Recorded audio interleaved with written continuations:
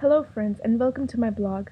My name is Parthavi Narang, and today's blog is focused on a scandal related to an Afghan honor killing and how media's interference in such case sensitive news affected the mindsets of the society into hating a larger population than necessary.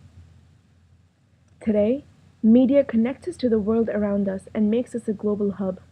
In regards to both social and news related media, location is no longer an issue factor and news is brought to us within seconds of its occurrence.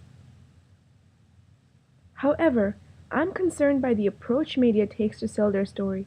In fact, what society extracts from the news is never the legitimate story, but just a build up, which is commendably sculpted by the media to create a certain mindset for their viewers. There are several motives behind media's such attempt. The obvious reason being media's attempt of spicing up the story to an extreme extent so that the audience is left in awe after the dramatized storyline has been presented. Expanding on that, media's involvement in a murder scandal about 2 years ago in Kingston, Ontario, negatively affected the perspectives of several Canadians towards immigrants. An immigrant family from Afghanistan was just any other ordinary family who came to the West with their children's bright future in mind. The parents were living under the impression that they could make the best out of their children, who would portray a rich Afghan culture in their behavior while being surrounded by a westernized society.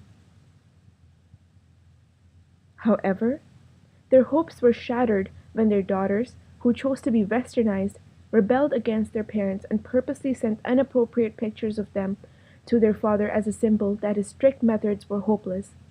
In the frustration of losing their daughters, the father, the stepmother, and the son killed the three girls. The crime of the Shafia family of killing their three teenage daughters and the first wife in the name of protecting his conceited sense of family honor was unacceptable in any society, and justice was fairly served.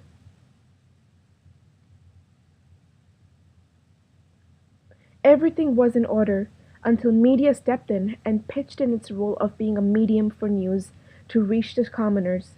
Unfortunately, the mainstream members of the Canadian media telecasted the case through their eyes, which affected the society's approach on the case. Due to this, even though the case was closed and the criminals were imprisoned, the media managed to expand on the news for another several months of its occurrence.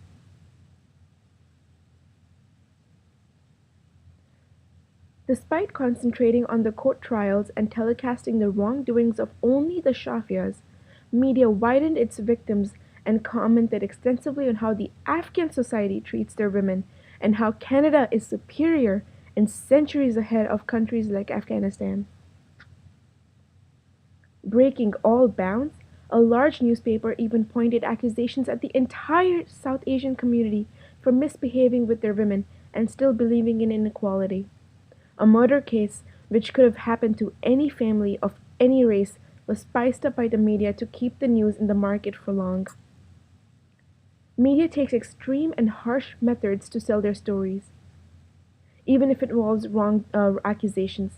Since media is very convincing, people tend to agree with them, and that is how media tends to change the viewer's mindset. Media, being the stereotypical medium it is, tries to start an issue so that people can link one incident to the whole community's wrongdoings and generalize that all females are mistreated in third world countries. There are several incidences about Canadian families or other westernized families bringing out their violent side and killing in the name of dignity, which is not given much spotlight. But when the same is attempted by a brown family living in these westernized cultures, media clutches on their chance to blame the entire community and makes a great deal out of nothing. This racist idea is usually taken advantage of by the media, which poses all sorts of questions to the viewers and lets them debate about it. The Shafia case was an exception, a criminal trial which should have been given more coverage on the incident rather than stigmatizing an entire community in terms of racism. The whole point of the media coverage of this story should have been to remind the Canadians to not evoke a Shafia inside their heart, rather than blaming Muslims for not improving their ideals for mistreating women. In conclusion, media coverage and their ways of telecasting the news is mostly one-sided. Media first takes the news, picks a side, and then spreads the news in such a way that the viewer digests the news from the media's perspective. Hence, the news-related media exploits their stories to sculpt the society's mindset accordingly. Thank you for watching, and think wisely before media tries to clutch you in its trap.